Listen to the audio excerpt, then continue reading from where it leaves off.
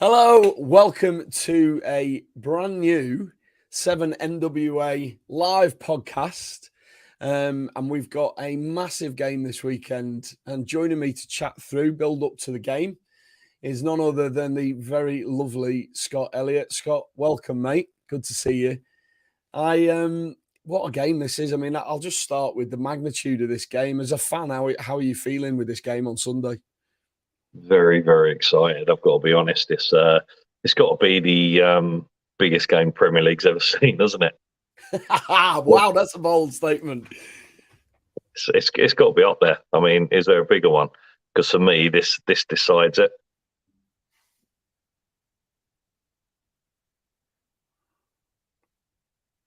Sorry, dude. Did you? I just lost you there a little bit. You said, yeah.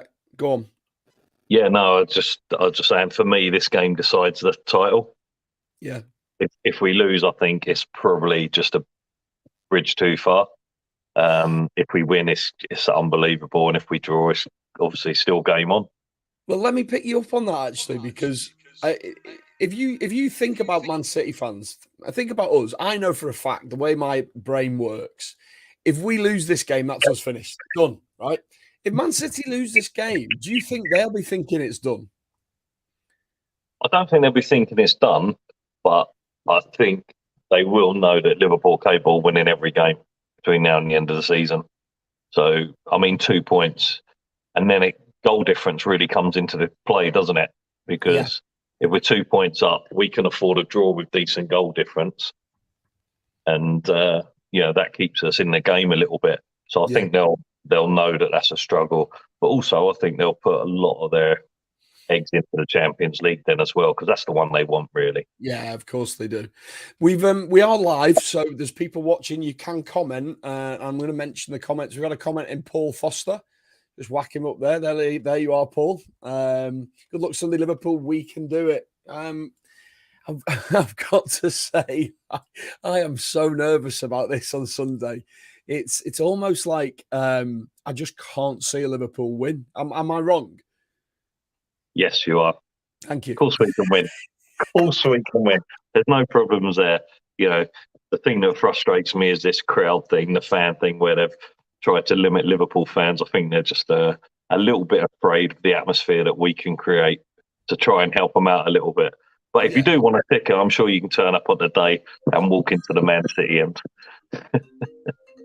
Hang on a minute. Just got a call coming in. What I was going to say, well, what I'll do is I'll give some context to the game. So unless anyone's had a look and who's particularly nerdy like me about City's form and what they've achieved recently, in the last 5 games they've had 3 wins, 1 loss, and 1 draw. The loss was at home to Tottenham in that game that we all saw, and it was a last minute winner. They've got a 79% win rate at home. They've got an XG for at home of 2.64, and they've got an XG against at home of 0.75. They've got 64% clean sheet rate at home. And if anyone's interested in the injuries, they've got Ruben Diaz is out and Cole Palmer's out injured, and Gabriel Jesus is suspended. The Diaz one's a big miss for them, isn't it? Because they've got. I noticed Nathan Ake was playing the other day. Yeah. No, it is a big miss. He's a top player, isn't he? But let's not worry about them. Let's concentrate on ourselves. Go and do the business. Do what we can do, and I'm sure we can get a result there. Do you think there's anything to fear from playing at the Etihad itself? We haven't got a brilliant record there, have we? No, but look, if we go there, it's the same as a lot of it. That first goal is critical, right? If we can go 1-0 up, they're going to have to come out even more than they're doing. I know they play a lot of attacking football, but that leaves them open to that counter attack where we can be so deadly. And the other thing is we've got so many options, haven't we? Look at our bench now. Yeah, Diaz coming in superb. We got 3 to choose from 5, and them 2 coming off the bench at any time frighten the life out of anyone. So I don't think we've got anything to fear. We just go there and play our game. What do you? I don't know whether you've watched much of City, but if you were preparing a team to play against City, what would you? Where do you think they're weak? Where could you exploit some sort of deficiencies in their tactics or their team lineup or individual players? Is there anyone that you see in their team who's particularly weak? I don't think they've necessarily got individuals that are weak, but as a unit, without Diaz, I think they're still open at the back. Now, they have a lot of play, don't they? They double up. They have 2 or 3 out wide pushing. It's like a 6 in midfield at times, doubling up out wide, where they play that little ball inside the fullback and centre back and then square it across goal. But we just got to have a go at them. We just got to go out. We got nothing to fear. There's nothing between the sides. We saw that at Anfield. You know, they played well, but there wasn't a lot in the sides. They got a bit of a lucky deflection, didn't they, from De Bruyne's equaliser? But on the day, it's up for grabs. You know, we've beaten them there in the Champions League.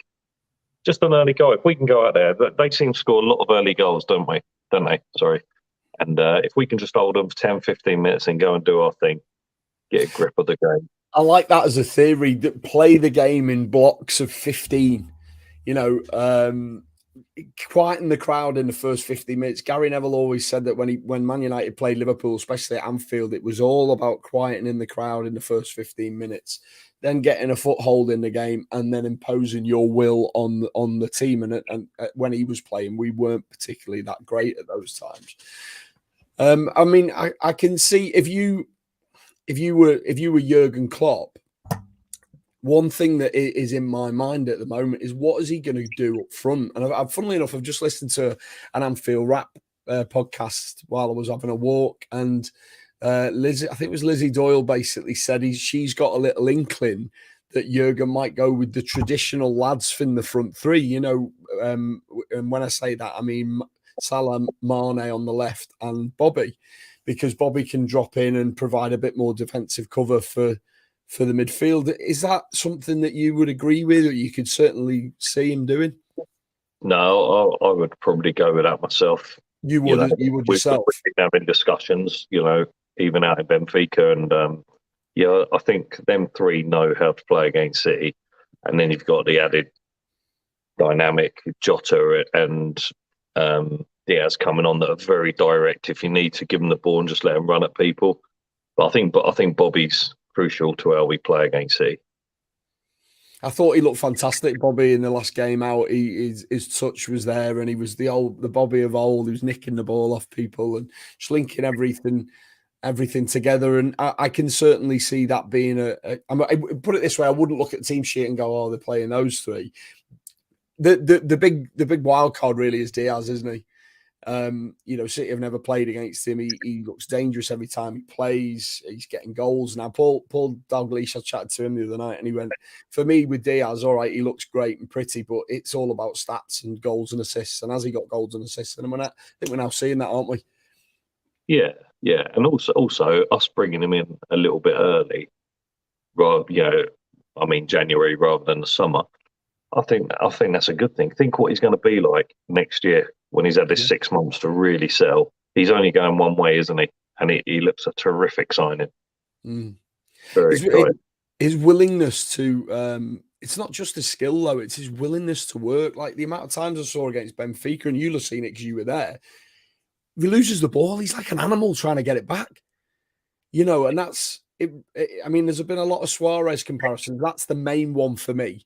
Is his tenacity and his aggression in winning the ball back, where I see the comparison. Yeah, totally agree. His work rate's phenomenal. But added to that, he's got the skill. There was one against Benfica. It was the other end from Liverpool fans where he squared it across goal. And I didn't say how close it was, and then the Mane goal. You know, it'd be easy to try and chest that down and have a shot. He just headed it back across for a tap in. So he's also got that brilliant awareness about him. I just think he's such an exciting player going forward. Really, really looking forward to seeing him over the next few years develop. And he's got the potential to be a top player for Liverpool. So we've established that that front three, you go with the traditional front three for this game. Midfield, are you seeing past Thiago, Fabinho, and Henderson? Yeah. not for me. No, it's got to be them three. This is such a big game, and you need that experience, and you've just got a mixture of everything in there. And look, City keep the ball so well, don't they? And I think you need that experience to know when to press, when not to press, and then when we've got the ball, them players can do their thing. They've got all the experience in the world, and I think that's what we need for this game, starting off at least, isn't it? It's an interesting one for me, actually, because I'm not sure. I'm probably wrong here, but I'm not sure Thiago's played for us against City.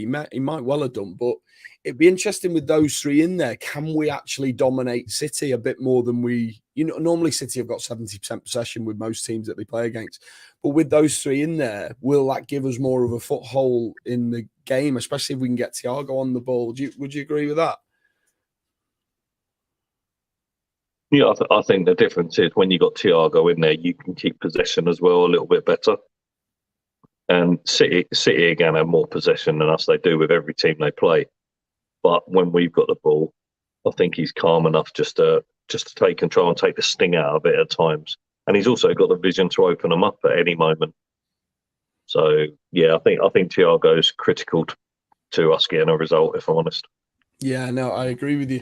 Dave, LFC Chaps, who's a friend of the show. Hello, Dave. He's always a great lad, absolutely brilliant lad. He's always there trying to help out, and he's got a channel himself if you want to check it out. Huge one this weekend. It is. I mean, can you see at the back us going anywhere other than what you'd say there was the established back four, Trent, Matip? You can't see him doing a Canate diddle somewhere about with regards to trying to having a bit more pace. It's just going to be Robbo, Van Dijk, and Matip and Trent, isn't it? Yeah, I don't think it's really about the pace. I mean, it is out wide with Raheem, but I think it'll be Matip if he's fit. And I would expect him to start, albeit I love Canate as well. Yeah. I think he's going to be sensational in a couple of years. All right. One of the things that I was going to ask you about was Van Dijk, his form this season has been low key at the beginning of the season. I think there was a lot of chat of him.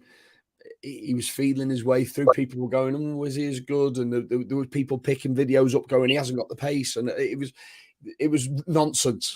Let's be honest. It was absolutely nonsense. His form this side of New Year has been exceptional, hasn't it? Yeah, he's back to his very best, isn't he? He just seems to have, and I thought the first start of half of the season, people criticise, the odd mistake which is going to happen. But I think since Christmas, he's just gone up another level. He just stepped up gears and he just looks to his very, very best. Just imperious, isn't he, at the back? I thought it was interesting. He did an interview the other day where he was a bit irked that people haven't been talking about how good he's been. As if he needs that. But obviously it just does. It's annoying him a little bit. But we love him. He's absolutely fantastic. Norman, who always comes on. Norman, great to see you again, mate. Thanks for commenting. Has basically said Thiago's someone who can help us keep a bit more possession, which is spot on with. That's what we thought, rather than City dominate the ball. And I'm wondering whether there is a chance that the possession side might actually be a huge factor in this. If it's a bit more even than they're used to, that might put them off the game a little bit. It might cause them some problems that they're not used to. To be honest with you, I'm searching for positives anywhere I can get them. It just shows my nervousness, I suppose. Dave, LFC Chats, interested to see who we have up front. Diaz, Mo and Mane for him. I think, Scott, that's what a lot of people would probably like. It's the one that seems to be most exciting. Not least because Mane's gone up front and done a great job for us, hasn't he? Yeah, he has. And he's got the pace to get in behind as well, isn't he? He gives you a different option. And that's, with that front five, you can play any 3 or 5, can't you? You could argue about, Jota We've up not there. even mentioned Jota. Yeah, well, Jota's great in the air, isn't he? He's direct. They all bring something different. So I think there's some really good combinations there. I mean, that's and it just digressing a little bit. Paul Dalglish and I had a chat the other day, and he did this presentation about Jurgen Klopp. If you haven't seen it, go and have a little look, because he designed the presentation based on what would we call it? Jurgen Klopp from Doubters to Believers. He designed the presentation based on chats that he'd had with people like Ian Ayre and people in the recruitment team and people like John Achterberg, people who know Jurgen Klopp and how he works. And it's fascinating, some of the stories that he came out with. But one of the things came out was the recruitment, the way they're looking at players. And they've made very, very few mistakes. But Diaz and Jota are just standouts for me that, I mean, no one was really after Jota, and yet we've turned him into the second highest goal scorer in the Premier League, only behind Mo Salah. Diaz, obviously, Tottenham wanted him, but I made the comment, and you might agree with this, Scott, is that a few years ago when Jurgen came up, we were shopping in the shop that Tottenham shop in, and that Wolves shop in, and that Dortmund, I suppose. I mean, Dortmund's transfer recruitment is actually quite good. Now we're in a level above those teams, I would say. And if there's anyone that they're looking at that we want, we just take them. Whereas in the past we had Chelsea steal Willian off us. I think Chelsea stole Mo Salah off us back in the day, and I think that shows the progression that Liverpool's made in every aspect of the club, basically. Yeah, it's an interesting one, really, because you look back. I mean, a lot of it for me comes down. I mean, it's a great team behind the scenes working, but a lot comes down to the manager. Yeah, when you look at when Rafa was there, the players he brought in, you could argue we were still in that bracket, and yet, you know, he brought in Mascherano, Torres, Alonso. You know, these players do come to Liverpool, being Liverpool such a huge club. So I don't think we were ever in that Spurs and Wolves category for buying players. I wouldn't agree with that. But we are. When Jurgen came in, though, I think we were. I think we were. Possibly. I'm not so sure. And with someone like Jurgen, with a great respect to someone like Brendan Rodgers, if you give him £100 million spend, yes, people want to play for Liverpool. Do you want to play for Brendan Rodgers? But well, we saw the effects of that. That summer that we lost Suarez, he signed Balotelli, Balotelli, Ricky Lambert, Dejan Lovren, I think might have been that season. Lallana, would that have been another one? And then Emre Can. Yeah. But when he had money, they were the ones that you got. If you've got two clubs that are pretty even, and one's got Jurgen Klopp and one's got a Brendan Rodgers or Roy Hodgson or something like that, I know what one I'll be signing for. People want to come to Liverpool because of Jurgen, right? The pool. I mean, there wouldn't be a player in world football that doesn't want to play for Jurgen. It's unbelievable what they're doing. Pep, the team, everyone. You know, you speak to him, and when I spoke to him, I want to run for a brick wall for him. Know, he's just one of them guys that you'll do anything for. He's just such a top lad. Can I ask you what? Obviously, when Harvey signed for Liverpool, you chatted to Jurgen before he signed. What was it about that meeting that just reassured you or made you feel like this is the only choice? We don't go anywhere else. Well, Jurgen's honesty. He was very straight talking. You know, there wasn't no promises. There was nothing apart from honesty. And you know, Jurgen, you know, is the thing that got us was basically, you know, he said, "I'll open the doors, whether you want to run through it." And that's all you want as a player. You want an opportunity if the opportunity's there. But you have to, as a young player growing up through the academy football, if you go back to when you're 7 or 8, and this is for any kid in academy football now with a parent, you need to be somewhere where there's going to be a pathway and an opportunity. Whether you take that or not is your responsibility and down to you. And there's no excuses, you know, but you've got to have that opportunity. And Jurgen gives us that opportunity to say, well, look, I'll give you a chance. Do you want to take it? And we believed in Harvey's ability to take that opportunity when it came. Is he, I mean, I'm guessing Harvey speaks very well of him. Is there little chats that he has with him during training, and does he, is there little bits of, or not only coaching but a human side to Jurgen when they're in and around Kirby?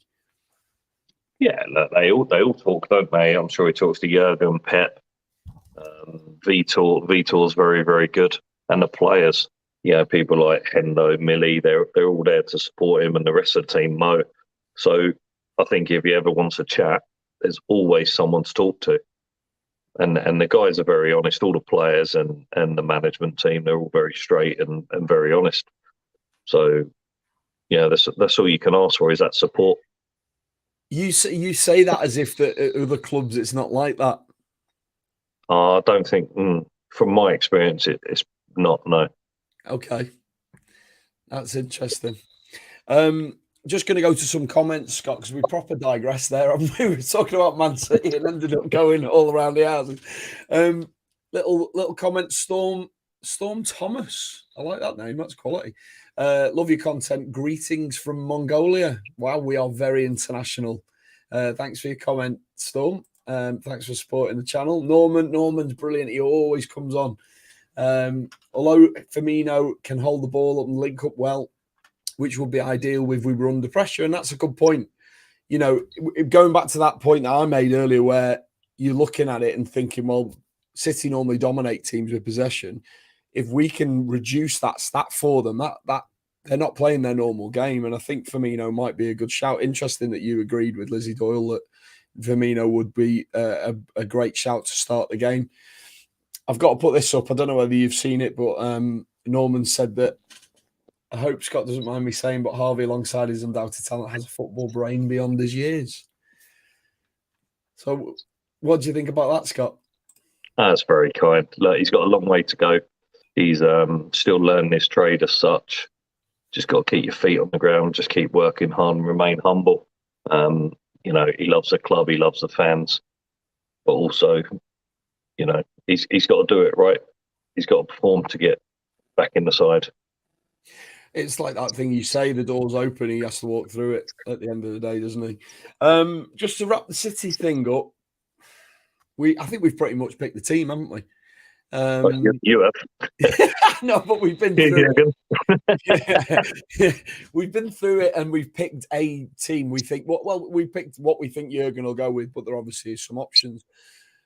Just before we move on to Fabio Carvalho, because I want to ask you about that, because you know Fabio. What do you think is going to happen? Give me your prediction for the game. Actually, tell me what your heart tells you, and tell me what your head tells you.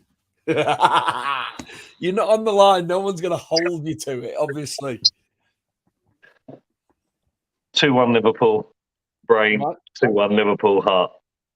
I love it, Scott. Yes. You heard it first here, people. I'm having that. 3 points, top of the league. Let's go, Reds. Oh, God, that'll be incredible. That would be incredible. Jesus. So last night it broke from Fabio Romano, Scott, that Fabio Carvalho will agree a deal at the end of the season. It's something that we knew was in the background. I'd spoken to quite a few journalists, David Lynch, Paul Joyce, Neil Jones. They all felt that something would happen by the end of the season. And now we've got the information. Obviously, you know Fabio from Harvey's time at Fulham. What can you tell us about what he's like, what sort of player he is, and what we're getting, basically? Yeah, look, he's a top lad. Really, really good lad. In terms of player-wise, he's technically good. He's a good link player. He's a great signing, isn't he? If we're talking about £8 million in today's market, for someone who's 20 in August, I believe. So, I think he's 20 in August. So £8 million for a potential talent like that is nothing in today's market. Great signing, really technically lovely, pleasing on the ball. He, as far as I don't follow Fulham obviously, but as far as I'm aware, he plays in more of a like a 10 role for them. Is that right? Yeah, he's always, even in the academy, he played a 10 role all the time, pretty much, even for 3 or 4 years. I've seen him for England, or Harvey's played with him for England and Fulham. So he's more of a 10, yeah. But Liverpool don't play with a 10, so he might have to adjust that to an 8 as such. You would think he'd turn up being an 8. Is he left or right-footed, or just is he both? He's right-footed, but he'd probably play on. He generally plays slightly left, I would imagine. And the left of a 3, basically, we would play there. Yeah. And I mean, what sort of kid is he? Is he, is he a hard worker? And yeah, he works hard. He's a very humble, grounded boy. He works hard. It's exciting, right? You think, and it's not to wish tomorrow away as such, but you think in it, I'm thinking in 2 or 3 years' time, some top talents coming through, and he'll just add to that quality. Yeah, I mean, it's I don't know if I mentioned it to you, but I've got this little hope that Jurgen's getting these players in. So you've got Harvey, you've got Curtis, you've got Fabio Carvalho, you've got the lad up front whose name escapes me, who plays on the right. What's his name? We got him from Derby, Cade Gordon. These lads are all coming through. Trent's still young. We've got Canate. I've just got this little hope that Jurgen goes, you know what? I've got another team to build here. I'll sign another contract till 2028. That would be unbelievable. I think we should just give him a year out. Just take a year out. Let Pep take the reins. Just go on holiday for a year and then come back. Yeah, there's a 4-year deal, job done. If that could happen, that would be amazing. I don't know whether logistically it's possible, because if Pep went through a bad time, there'd always be the clamour to bring him back. It would be our best signing, right? Yeah. Oh, totally. It'd be our greatest signing. Totally. Norman, just a couple more comments. I think Norman's just come on. We've got the Polish lad, Matejowski, or Matejowski. He was a big deal in the summer, but has he been injured or something? You don't hear as much of him. Yeah, I'm not sure. I think he has been injured, but he's very pleasing on the eye as well. He's a good footballer. He's very skillful, isn't he? Just before I let you go, and it's been brilliant to talk to you again. It's been too long. How's Harvey doing? He had a game. They got him to play in the under-23s the other day, and he had a little run out. How's he reacting to the injury and coming back and all that sort of stuff? Yeah, he's getting there. I mean, the thing that he wasn't in the squad last week, so he wanted to just get some minutes under his belt, really. So he just asked the gaffer if he could just have a run out, and it's better than sitting around doing nothing. He just wants to play football, and he was really keen. So he just wanted 45 minutes run out against Chelsea. That went pretty well. Just blow the cobwebs away, just in case he's called up. He wants to be ready. Yeah, that's fair enough. Is that the sort of thing that's seen favourably at, with the management teams? Someone saying, "Look, I'm not in the squad. Can I play?" Or would they see that as the right thing to do, or would they think? I don't know. You'd have to ask them, really. Right. But look, ultimately, Harvey hasn't had many minutes since he's come back from the injury, and he just wants to play football. He needs to play. Every young player needs to play to develop. So, in his mind, he'd rather have 45 minutes, than sit around doing nothing. It makes sense. Well, mate, thank you very much for your time. It's been lovely chatting to you as ever. If you've watched it and if you've commented, thanks for your comments. Really appreciate it. Thanks for supporting the channel. If you're watching on YouTube, make sure you hit the subscribe button, hit the like button, and hit the bell for notifications so that you know that whenever we're going live or we've released a video, you get an email. And don't forget, if you're following us on Twitter, Facebook, TikTok, whatever, just make sure you follow us. And thanks very much, Scott. You're a gentleman, as ever. Really Pleasure. Appreciate it. Top man. Up the Reds Sunday. Up the Reds. Come on. Come on, Red Man.